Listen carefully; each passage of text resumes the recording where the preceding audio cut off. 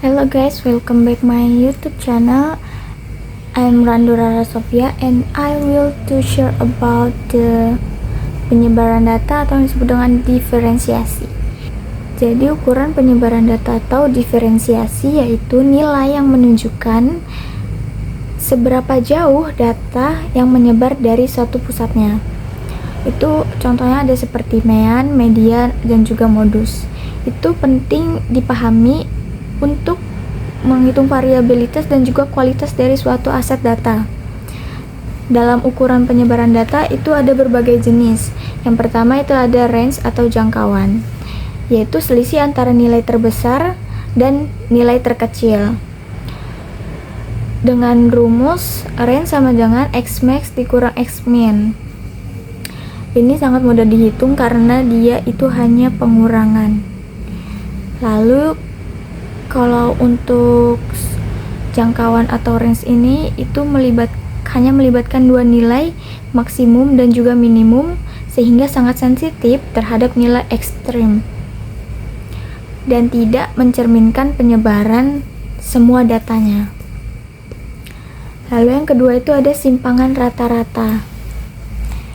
Simpangan rata-rata itu nilai mutlak selisih antara setiap nilai data dengan rata-rata means atau kelompok atau dengan data kelompok. Kegunaannya itu untuk mengukur seberapa jauh rata-rata atau setiap nilai data yang menyimpang dari rata-ratanya. Lalu yang ketiga itu ada variance. Itu adalah rata-rata dari kuadrat selisih antara setiap nilai data dengan rata-rata kelompok dengan data kelompok.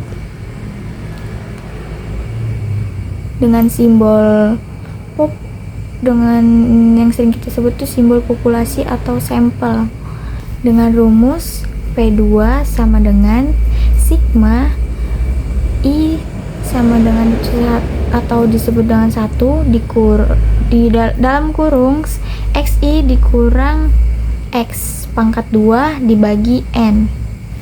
X itu adalah nilai data, lalu X itu adalah rata-rata populasi dan N itu adalah jumlah data dalam setiap populasinya. Kelebihannya itu dia mampu menggunakan semua nilai data dan merupakan dasar untuk banyaknya metode di dalam statistika inferensial. Lalu yang keempat itu ada simpangan baku. Itu adalah akar kuadrat positif dari variansi. Jadi hasil dari simpangan rata-rata tinggal dikuadratkan. Kelebihannya itu dia merupakan akar kuadrat dari variansi dan satuan dari simpangan baku sama saja dengan satuan data aslinya, yang membuatnya lebih mudah diinterpretasikan daripada variansi. Lalu yang keempat itu ada jangkauan kuartil. Itu adalah selisih antara kuartil ketiga atau dengan simbol Q3 dengan rumus Q3 dikurang Q1. Jadi ukuran penyebaran data itu sama saja pentingnya dengan mengetahui nilai pusatnya. Untuk mengukur kualitas data dari satu atau dua aset yang bisa memiliki rata-rata yang sama, tetapi penyebarannya sangat berbeda.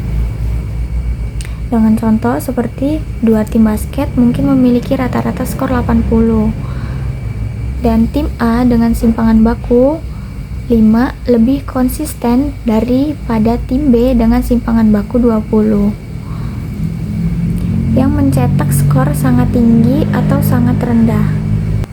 Juga kita dapat mengambil keputusan dalam investasi resiko dengan mengukur simpangan bakunya. Itu adalah suatu kunci. Kan banyak investor yang sering memilih aset dengan rata-rata pengambilan yang tinggi dan juga risiko yang tinggi. Maka kita bisa menghitungnya dari penyebaran data tersebut dengan menggunakan simpangan baku yang rendah. Lalu itu juga bisa menjadi pengujian hipotesis dengan mengukur penyebaran tertentu, variansi dan juga simpangan baku sangat komponen dalam analisis di statistika interferensiasi untuk menentukan apakah perbedaan antara kelompok data disignifikasi atau hanya kebetulan. Oke guys, thank you for watching.